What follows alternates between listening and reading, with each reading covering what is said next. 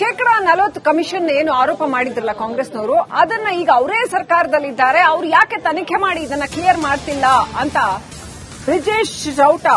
MP Brijesh Chowta ಪ್ರಶ್ನೆ ಮಾಡಿದ್ದಾರೆ.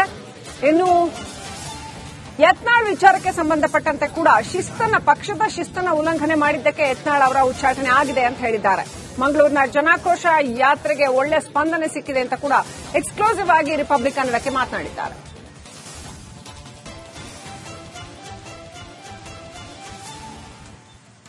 ವೀಕ್ಷಕರೇ, ನಮ್ಮ ಜೊತೆ ಬಿಜೆಪಿ ಸಂಸದ ಬ್ರಿಜೇಶ್ ಚೌಟ ಅವರಿದ್ದಾರೆ.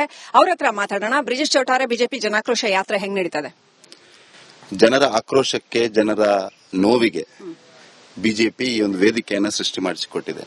ನಾನು ನಿಜವಾಗಿ ಹೇಳಬೇಕಾದ್ರೆ ಈ ಜನಾಕ್ರೋಶ ಯಾತ್ರೆಗೆ ಮೂಲ ಕಾರಣ ಕರ್ನಾಟಕದ ಜನರು. ಕಳೆದ 1.5 ವರ್ಷದಲ್ಲಿ ಯಾವ ರೀತಿ ಸಿದ್ದರಾಮಯ್ಯ ನೇತೃತ್ವದ ಸರ್ಕಾರ ಆಡಳಿತವನ್ನ ಮಾಡ್ತಾ ಇದೆ ಅನ್ನುವಂಥದ್ದನ್ನು ನೋಡಿದ್ರೆ we are force to do this. ನಿನ್ನೆ ಅಷ್ಟೇ ಬಸವರಾಜ ರಾಯರೆಡ್ಡಿ ಅವರು ಭ್ರಷ್ಟಾಚಾರ ಎಲ್ಲ ಸರ್ಕಾರಗಳಲ್ಲೂ ಇದೆ ಅನ್ನೋದನ್ನ ಹೇಳಿದ್ದಾರೆ.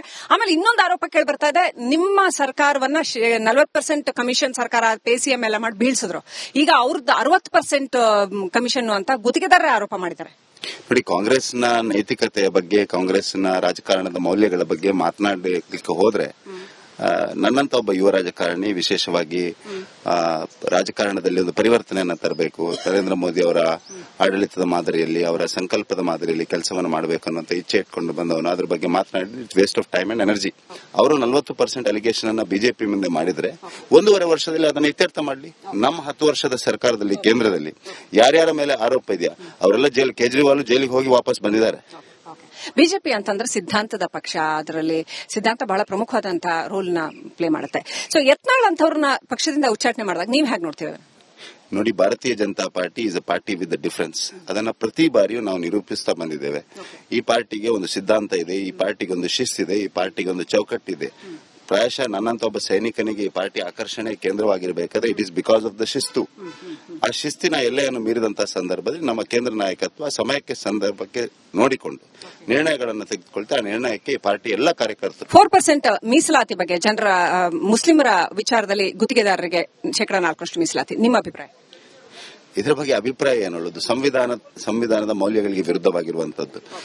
ಈ ಸರ್ಕಾರ, ನಾನಾಗ್ಲೇ ಹೇಳಿದ ಹೀಗೆ, ನಾಚಿಗೆ, ಮಾನ, ಮರ್ಯಾದೆ ಎಲ್ಲವನ್ನೂ ಬಿಟ್ಟಿದೆ.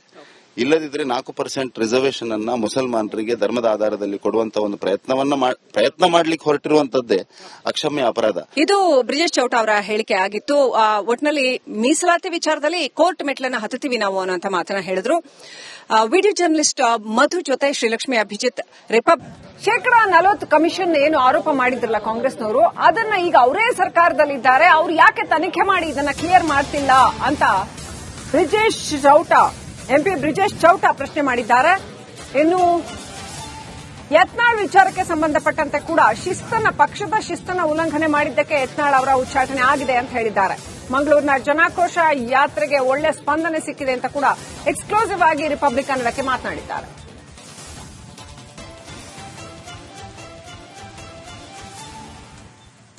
ವೀಕ್ಷಕರೇ, ನಮ್ಮ ಜೊತೆ ಬಿಜೆಪಿ ಸಂಸದ ಬ್ರಿಜೇಶ್ ಚೌಟ ಅವರಿದ್ದಾರೆ. ಅವ್ರ ಹತ್ರ ಮಾತಾಡೋಣ. ಬ್ರಿಜೇಶ್ ಚೌಟ ಅವರೇ, ಬಿಜೆಪಿ ಜನಾಕ್ರೋಶ ಯಾತ್ರೆ ಹೆಂಗ್ ನಡೀತದೆ? ಜನರ ಆಕ್ರೋಶಕ್ಕೆ, ಜನರ ನೋವಿಗೆ ಬಿಜೆಪಿ ಈ ಒಂದು ವೇದಿಕೆಯನ್ನ ಸೃಷ್ಟಿ ಮಾಡಿಸಿಕೊಟ್ಟಿದೆ. ನಾನು ನಿಜವಾಗಿ ಹೇಳಬೇಕಾದ್ರೆ ಈ ಜನಾಕ್ರೋಶ ಯಾತ್ರೆಗೆ ಮೂಲ ಕಾರಣ ಕರ್ನಾಟಕದ ಜನರು. ಕಳೆದ 1.5 ವರ್ಷದಲ್ಲಿ ಯಾವ ರೀತಿ ಸಿದ್ದರಾಮಯ್ಯ ನೇತೃತ್ವದ ಸರ್ಕಾರ ಆಡಳಿತವನ್ನ ಮಾಡ್ತಾ ಇದೆ ಅನ್ನುವಂಥದ್ದನ್ನು ನೋಡಿದ್ರೆ we are force to do this.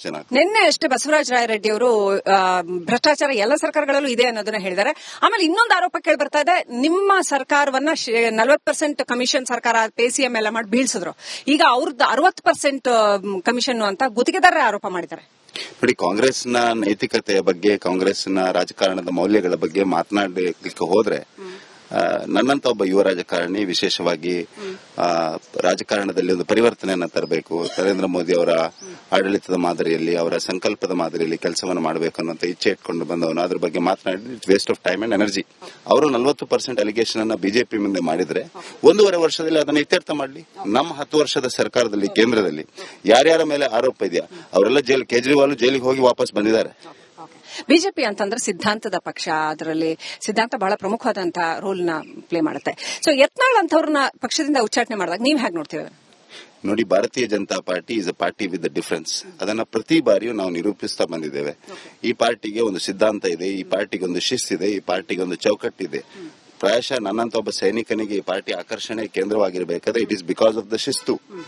ಆ ಶಿಸ್ತಿನ ಎಲ್ಲೆಯನ್ನು ಮೀರಿದಂತಹ ಸಂದರ್ಭದಲ್ಲಿ ನಮ್ಮ ಕೇಂದ್ರ ನಾಯಕತ್ವ ಸಮಯಕ್ಕೆ ಸಂದರ್ಭಕ್ಕೆ ನೋಡಿಕೊಂಡು ನಿರ್ಣಯಗಳನ್ನು ತೆಗೆದುಕೊಳ್ತಾ ಆ ನಿರ್ಣಯಕ್ಕೆ ಈ ಪಾರ್ಟಿ ಎಲ್ಲ ಕಾರ್ಯಕರ್ತರು 4% ಮೀಸಲಾತಿ ಬಗ್ಗೆ ಜನರ ಮುಸ್ಲಿಮರ ವಿಚಾರದಲ್ಲಿ ಗುತ್ತಿಗೆದಾರರಿಗೆ 4% ಮೀಸಲಾತಿ, ನಿಮ್ಮ ಅಭಿಪ್ರಾಯ?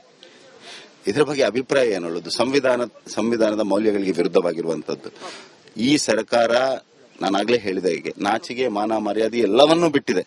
ಇಲ್ಲದಿದ್ರೆ 4% ರಿಸರ್ವೇಶನ್ ಅನ್ನ ಮುಸಲ್ಮಾನರಿಗೆ ಧರ್ಮದ ಆಧಾರದಲ್ಲಿ ಕೊಡುವಂತ ಒಂದು ಪ್ರಯತ್ನ ಮಾಡ್ಲಿಕ್ಕೆ ಹೊರಟಿರುವಂತದ್ದೇ ಅಕ್ಷಮ್ಯ ಅಪರಾಧ. ಇದು ಬ್ರಿಜೇಶ್ ಚೌಟ ಅವರ ಹೇಳಿಕೆ ಆಗಿತ್ತು.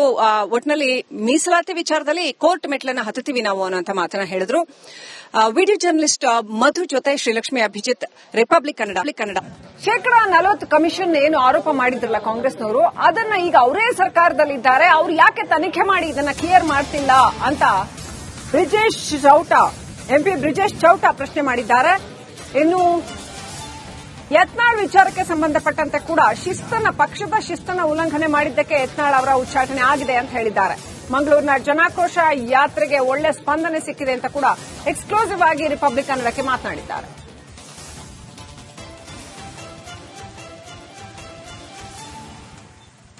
ವೀಕ್ಷಕರೇ, ನಮ್ಮ ಜೊತೆ ಬಿಜೆಪಿ ಸಂಸದ ಬ್ರಿಜೇಶ್ ಚೌಟ ಅವರಿದ್ದಾರೆ.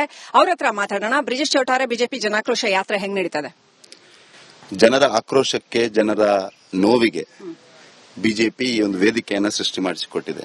ನಾನು ನಿಜವಾಗಿ ಹೇಳಬೇಕಾದ್ರೆ ಈ ಜನಾಕ್ರೋಶ ಯಾತ್ರೆಗೆ ಮೂಲ ಕಾರಣ ಕರ್ನಾಟಕದ ಜನರು. ಕಳೆದ 1.5 ವರ್ಷದಲ್ಲಿ ಯಾವ ರೀತಿ ಸಿದ್ದರಾಮಯ್ಯ ನೇತೃತ್ವದ ಸರ್ಕಾರ ಆಡಳಿತವನ್ನ ಮಾಡ್ತಾ ಇದೆ ಅನ್ನುವಂಥದ್ದನ್ನು ನೋಡಿದ್ರೆ we are force to do this. ನಿನ್ನೆ ಅಷ್ಟೇ ಬಸವರಾಜ ರಾಯರೆಡ್ಡಿ ಅವರು ಭ್ರಷ್ಟಾಚಾರ ಎಲ್ಲ ಸರ್ಕಾರಗಳಲ್ಲೂ ಇದೆ ಅನ್ನೋದನ್ನ ಹೇಳಿದ್ದಾರೆ. ಆಮೇಲೆ ಇನ್ನೊಂದು ಆರೋಪ ಕೇಳಿ ಬರ್ತಾ ಇದೆ, ನಿಮ್ಮ ಸರ್ಕಾರವನ್ನ 40% ಕಮಿಷನ್ ಸರ್ಕಾರ ಪೇಸಿಎಂ ಎಲ್ಲ ಮಾಡಿ ಬೀಳ್ಸಿದ್ರು, ಈಗ ಅವ್ರದ್ದು 60% ಕಮಿಷನ್ ಅಂತ ಗುತ್ತಿಗೆದಾರರೇ ಆರೋಪ ಮಾಡಿದ್ದಾರೆ. ನೋಡಿ, ಕಾಂಗ್ರೆಸ್ನ ನೈತಿಕತೆಯ ಬಗ್ಗೆ, ಕಾಂಗ್ರೆಸ್ನ ರಾಜಕಾರಣದ ಮೌಲ್ಯಗಳ ಬಗ್ಗೆ ಮಾತನಾಡಲಿಕ್ಕೆ ಹೋದ್ರೆ ನನ್ನಂತ ಒಬ್ಬ ಯುವ ರಾಜಕಾರಣಿ ವಿಶೇಷವಾಗಿ ರಾಜಕಾರಣದಲ್ಲಿ ಒಂದು ಪರಿವರ್ತನೆಯನ್ನ ತರಬೇಕು, ನರೇಂದ್ರ ಮೋದಿ ಅವರ ಆಡಳಿತದ ಮಾದರಿಯಲ್ಲಿ, ಅವರ ಸಂಕಲ್ಪದ ಮಾದರಿಯಲ್ಲಿ ಕೆಲಸವನ್ನು ಮಾಡಬೇಕು ಅನ್ನೋಂತ ಇಚ್ಛೆ ಇಟ್ಕೊಂಡು ಬಂದವನು. ಅದ್ರ ಬಗ್ಗೆ ಮಾತನಾಡಿದ್ರೆ it's waste of time and energy. ಅವರು 40% ಅಲಿಗೇಷನ್ ಅನ್ನ ಬಿಜೆಪಿ ಮುಂದೆ ಮಾಡಿದ್ರೆ 1.5 ವರ್ಷದಲ್ಲಿ ಅದನ್ನ ಇತ್ಯರ್ಥ ಮಾಡಲಿ. ನಮ್ಮ 10 ವರ್ಷದ ಸರ್ಕಾರದಲ್ಲಿ, ಕೇಂದ್ರದಲ್ಲಿ ಯಾರ್ಯಾರ ಮೇಲೆ ಆರೋಪ ಇದೆಯಾ ಅವರೆಲ್ಲ ಕೇಜ್ರಿವಾಲ್ ಜೈಲಿಗೆ ಹೋಗಿ ವಾಪಸ್ ಬಂದಿದ್ದಾರೆ. ಬಿಜೆಪಿ ಅಂತಂದ್ರೆ ಸಿದ್ಧಾಂತದ ಪಕ್ಷ, ಅದರಲ್ಲಿ ಸಿದ್ಧಾಂತ ಬಹಳ ಪ್ರಮುಖವಾದಂತಹ ರೋಲ್ ನ ಪ್ಲೇ ಮಾಡುತ್ತೆ. ಸೊ ಯತ್ನಾಳ್ ಅಂತವ್ರನ್ನ ಪಕ್ಷದಿಂದ ಉಚ್ಚಾಟನೆ ಮಾಡಿದಾಗ ನೀವ್ ಹೇಗೆ ನೋಡ್ತೀವಿ? ನೋಡಿ, ಭಾರತೀಯ Janata party is a party with the difference. ಅದನ್ನ ಪ್ರತಿ ಬಾರಿಯೂ ನಾವು ನಿರೂಪಿಸ್ತಾ ಬಂದಿದ್ದೇವೆ. ಈ ಪಾರ್ಟಿಗೆ ಒಂದು ಸಿದ್ಧಾಂತ ಇದೆ, ಈ ಪಾರ್ಟಿಗೆ ಒಂದು ಶಿಸ್ತಿದೆ, ಈ ಪಾರ್ಟಿಗೆ ಒಂದು ಚೌಕಟ್ಟಿದೆ. ಪ್ರಾಯಶಃ ನನ್ನಂತ ಒಬ್ಬ ಸೈನಿಕನಿಗೆ ಈ ಪಾರ್ಟಿ ಆಕರ್ಷಣೆ ಕೇಂದ್ರವಾಗಿರಬೇಕಾದ್ರೆ it is because of the ಶಿಸ್ತು.